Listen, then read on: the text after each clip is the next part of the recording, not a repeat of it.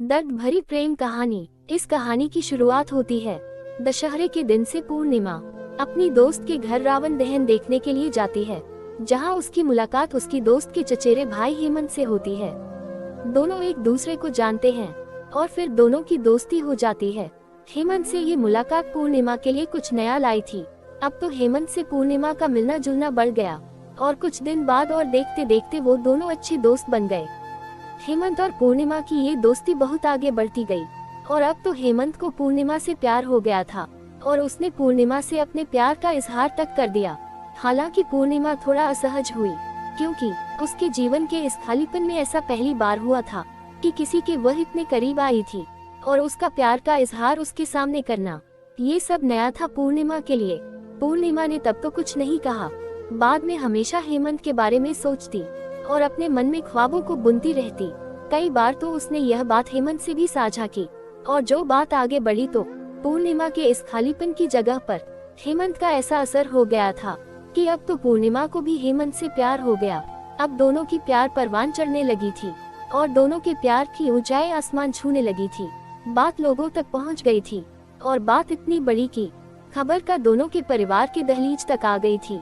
बात जब पूर्णिमा के परिवार तक पहुंची तो पूर्णिमा के परिवार वालों ने पूर्णिमा को काफी समझाया। परिवार की मान मर्यादा, इज्जत व न जाने कितने कितने ताने दिए। कई बार तो परिवार के लोगों ने पूर्णिमा के ना मानने पर उसे मारा तक, उसे शारीरिक और मानसिक रूप से प्रताड़ित किया। पर कहते हैं ना, प्यार के लिए यह बहुत छोटी सी चीज है और शायद इसीलिए पूर्णिमा का प्यार के सफर में उसका कदम ता पीछे ना हटना इसकी गवाही देती है। सामाजिक रूढ़िवादिता व परिवार के लाख कोशिश करने के बाद भी जब ये रिश्ता नाकाम होता नहीं दिख रहा था, तो इन दोनों के पक्ष में एक दलीलें थी कि दोनों एक ही जाति व समाज से थे। जब दोनों के इस रिश्ते को नामंजूर करने की सारी कोशिशें नाकाम हो गई, तो दोनों की सगाई करवा दी गई। शारीरिक व मानसिक प्रताड़ना से छुटकारे का ये एक पड़ाव तो जरूर था, समाज के लोगों से मिलने वाले ताने का और ये एक पड़ाव तो जरूर था उनके मिलने जुलने पर लगी हुई पाबंदी का। बहरहाल दोनों अब एक ऐसे रिश्ते में बंध चुके थे जहां वो अपने शादी के और आने वाले कल के जिसमें वो साथ होंगे के ख्वाब संजो रहे थे। पर कहानी का ये सफर यहाँ पर खत्म नहीं होता। कहते हैं ना, नियति जिंदगी के पड़ाव को कब आखिरी पड़ाव बना दे, यह कोई नहीं जानता। कल गणगौर है। आज पूर्णिमा बहुत खुश थी कि कल गणगौर है और हेमंत उससे मिलने आने वाला है। बात थोड़ी सामान्य होने लगी थी और घर के लोग भी थोड़े बहुत खुश हैं। पूर्णिमा खुद को संवारती है, बार बार आईने में खुद को निहारती है। आज बहुत खुश है, मानो चकोर को चांद से मिलने के सारे विघ्न खत्म हो गए हों, सारे इंतजार खत्म हो गए हों। हालांकि अब तो इंतजार था कल का। पूर्णिमा के लिए ये पल मानो एक दिन का नहीं, हजारों हजारों वर्षों का था। वह प्रतीक्षा में एक एक पल को बड़ी ही कठिनाइयों से बिता रही थी, लेकिन मन में मिलने की उत्कंठा व आशा थी। पर आज वह बहुत खुश थी। वहीं दूसरी ओर हेमंत पूर्णिमा से मिलने के लिए अपने वहां से निकलता है और दुर्भाग्यवश रास्ते में हेमंत के साथ एक दुर्घटना हो जाती है और उनकी मौत हो जाती है। इस बात से बेखबर पूर्णिमा उनके लिए प्रतीक्षारत है।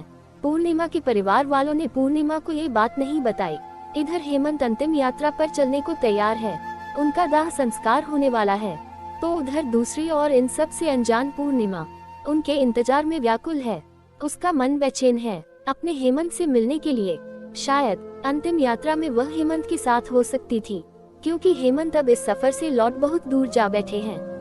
हेमंत का दाह संस्कार हो जाता है, किंतु पूर्णिमा अपने हेमंत के इस आखिरी सफर और उसके लिए आरंभ एक दर्दनाक सफर से अब भी अनजान, एक कभी खत्म न होने वाले इंतजार में ही रहती है।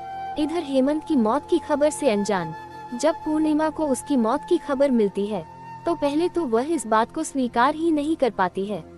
वो ये सदमा बर्दाश्त नहीं कर पाती है। उसका मानसिक संतुलन इतना बिगड़ जाता है कि अब वह जोरों से चीखती है, चिल्लाती है और उसकी जुबान पर एक ही लफ्ज बार बार आता है कि मेरा हेमंत कहीं नहीं गया। मेरे हेमंत, जिनके लिए कल मैं पूजा करने वाली हूँ, वो गणगौर की पूजा में शामिल होने जरूर आएंगे।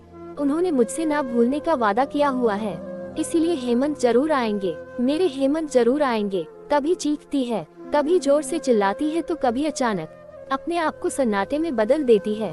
फिर उस सन्नाटे को चीरती हुई अपने चीख पुकार से हमेशा एक ही बात दोहराती है कि मेरा हेमंत जरूर आएगा, मेरे हेमंत मुझे छोड़कर नहीं जाएंगे। अब इस बात को हुए महीनों बीत गए हैं, पर उसकी जुबान में बस एक ही बात है, मेरे हेमंत मुझे छोड़कर नहीं जा सकते, वो जरूर आएंगे। इन सब के बीच परिवार के लोग व समाज के अन्य लोग जो इसके प्यार को नाकाम करने में अपनी तमाम कोशिशें कर चुके थे, वो लोग जो कभी न जाने कितने ताने सुनाया करते थे तो कभी तानों की बरसात कर दिया करते थे, आज उनकी आंखों में भी आंसू थे। पूर्णिमा के हालात देखकर आज वो लोग भी उनके प्यार की बात कर रहे थे, जिन्होंने कभी उनके प्यार को नहीं समझा था, और प्रार्थना कर रहे थे पूर्णिमा के जल्द ठीक होने की, उसकी जिंदगी की खुशियों की दुआ मांग रहे थे। क्या उनके आंखों में आंसू पश्चाताप के आंसू हैं? क्या इन समाज व परिवार के लोगों की हमदर्दी में, उनकी सोच में परिवर्तन की कोई किरण झलक रही थी? क्या जो लोग कभी इन्हें ताने दिया करते थे, वो आज जो भगवान से प्रार्थना कर रहे हैं इसके ठीक होने की, क्या ये उनकी हृदय की गहराइयों से की गई प्रार्थना थी? बहरहाल कहानी में आपको आगे लिए चलते हैं। कहानी की उस पड़ाव पर हम पहुंच चुके हैं जहां पर पूर्णिमा की जिंदगी की शुरुआत होने से पहले ही खत्म होता दिख रहा था। खैर बहुत दिन गुजर गए थे, अब पूर्णिमा खामोशी के साथ रहने लगी थी। अपनी खामोशी में अपनी घुटन को छुपाए बैठी रहती थी, किसी से कुछ नहीं कहती, अपने जज्बातों को अपने सिरहाने में समेटे रहती। रात में उसकी सिसकने की आवाज बस उसके कानों तक ही जाती थी, किसी और का कंधा उसके रोने के लिए था भी तो नहीं। इसी बीच परिवार की ओर से दलील दी जाने लगी कि अब कौन करेगा इससे शादी, और यदि बेटी की शादी नहीं होगी तो समाज में लोगों के बीच क्या मुंह दिखाएंगे। ये सोचकर हेमंत के छोटे भाई से पूर्णिमा की फिर से सगाई करवा दी गई। ना चाहते हुए भी पूर्णिमा को फिर एक रिश्ते में बांध तो दिया गया, पर वह महीनों तक वर्षों तक जिंदा होकर भी मरती रही, सहती रही सारे ताने सारी प्रताड़ना। अब वह जिंदा होकर भी मर चुकी थी, थक चुकी थी अपने जिंदगी के सफर में, और अब वह इतना थक चुकी थी कि धीरे धीरे अपने हालातों से समझौता करना सीख लिया था उसने, और शायद इसीलिए अब तो खुश रहने लगी थी। परिवार के अन्य सदस्यों के सामने और लोगों के सामने अपने दुख को छुपाने की भरसक पूरी कोशिश करने लगी थी। फिर शुरू हो गई इस समाज के अन्य लोगों की अपनी अपनी पूर्वाग्रह तथा दलीलें, फिर से लांछन लगाना शुरू कर दिया गया और प्यार का मजाक बनाने का एक और नया हथकंडा मिल गया। शायद उन्हें अब उसकी खुशी पर न जाने कितनी बातें गढ़ने लगे कि देखो कितना खुश है, मानो कुछ हुआ ही ना हो। ध्यान रहे ये वही लोग हैं जो कुछ ही समय पूर्व पूर्णिमा के हालातों पर आंसू तक बहा रहे थे और भगवान से प्रार्थना की थी उसके जल्दी ठीक होने की। आज वही लोग इस पर चरित्रहीनता के आरोप मर रहे थे। इन सभी बातों ने उसके जीवन में पुनः वही सारी विपदाओं को ला खड़ा किया जो उसने पहले देखी थी। मानो उसके जीवन में दुखों का साया फिर से आ गया, उसके हंसते खेलने वाले जिंदगी में फिर से दुखों का बवंडर आ गया। अब वह फिर से टूटने लगी। समाज ने तो यहाँ तक कहना शुरू कर दिया कि इसने जो कुछ भी किया था वह नाटक था, वो सारा प्यार, वो सारा दुख तो दिखावा था, वो तो महज एक छल था।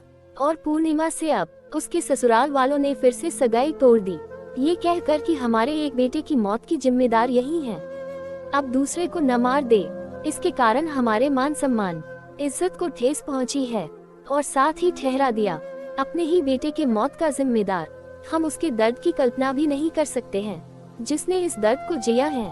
मैंने मात्र देखा है उसे ये जिंदगी जीते हुए, और मैं बहुत आहत हूँ लोगों की, समाज की व परिवार की ऐसी मानसिकता को देखकर। और जिसने ये सब सहा है उसकी मनोदशा कोई नहीं समझ सकता।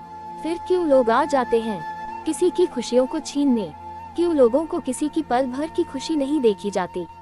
उसके दर्द को नहीं समझ सकते तो मत समझो उसे और दर्द तो ना दो। क्यों किसी को फिर से जीने का हक नहीं? मुझे आज तक उस लड़की का गुनाह समझ नहीं आया कि क्या किसी से प्यार करना गुनाह है? क्या प्यार करने से वो चरित्रहीन हो जाती है? और क्या उसका गुनाह था कि उसका प्यार अधूरा रह गया? क्या उसका गुनाह ये था कि उसने फिर से जीना चाहा? प्यार के नाम पे लोग न जाने कितने भाषण देते हैं, ना जाने कितनी सारी उपमाएं दी जाती है। कान्हा जी और राधा जी के प्रेम को लोग पूछते हैं, क्या वाकई में पूछते हैं? मैं नहीं मानता ऐसा कि लोग मानते हैं भगवान के उस प्यार को। अगर ऐसा होता तो आज हर समाज में प्यार करने वालों को अलग नहीं होना पड़ता, किसी को ये दर्द नहीं सहना पड़ता। अगर लोगों के अनुसार ये गुनाह ही है तो क्यों पूजा करते हो राधा कृष्णा की प्रेम की मूर्त की? क्यों उन्हें भी सजा नहीं देते प्रेम करने की? प्रेम करके अधूरा छोड़ देने के लिए एक ही उम्मीद करूंगा, किसी को जीने नहीं दे सकते तो उसे मरने के लिए मजबूर तो न करो। किसी का दर्द नहीं समझ सकते तो और दर्द मत दो। उम्मीद करता हूँ कि आपको ये दर्द भरी कहानी और सच्ची प्रेम कथा पसंद आई होगी। इसे आगे शेयर जरूर करें।